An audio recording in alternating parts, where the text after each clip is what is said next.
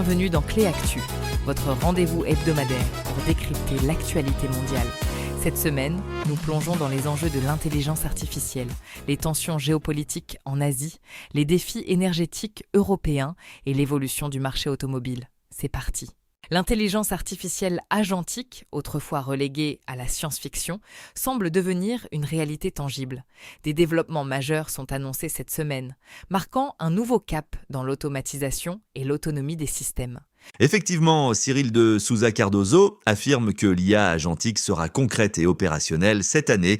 L'enjeu est de taille, ces agents autonomes pourraient révolutionner de nombreux secteurs, de la gestion de données à l'assistance personnelle, mais soulèvent aussi des questions de sécurité et de contrôle. Et les acteurs majeurs s'affrontent. Peter Steinberger, le développeur d'OpenClaw, rejoint OpenAI pour diriger la recherche sur les agents personnels d'IA. Cette décision intervient dans un contexte où les préoccupations de sécurité concernant OpenClaw, notamment après des incidents où l'agent est devenu incontrôlable, sont grandissantes. Au Japon, les chiffres de croissance économique pour le dernier trimestre de l'année 2025 sont tombés, et ils sont loin des attentes, un signe que la reprise n'est pas aussi solide qu'espéré. Le produit intérieur brut a progressé de seulement 0,2% en rythme annualisé, bien en deçà des prévisions des analystes. Cette faiblesse est principalement attribuée à une consommation intérieure atone, affectée par la hausse des prix, notamment alimentaires. Les entreprises japonaises, conscientes de ces défis, cherchent à renforcer leur coopération. On voit des initiatives pour survivre au changement du marché, notamment face à la concurrence internationale et aux évolutions technologiques. En Europe, la question du stockage de gaz devient une préoccupation majeure à l'approche de l'hiver prochain. Les capacités actuelles et futures les sont au cœur des débats stratégiques. Les experts alertent, nous ne pourrons pas remplir les réservoirs pour l'hiver prochain.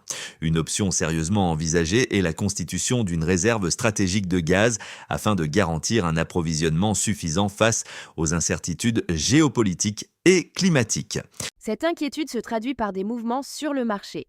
L'Allemagne, par exemple, voit son terminal GNL de Mukren rouvrir après que la mer Baltique gelée a été dégagée, soulignant l'importance de ces infrastructures pour la flexibilité énergétique.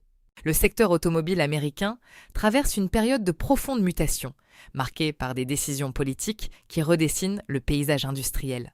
La nouvelle donne est complexe. Les politiques de l'administration Trump, notamment concernant les normes d'émissions et les crédits d'impôt pour les véhicules électriques, ont restructuré le marché.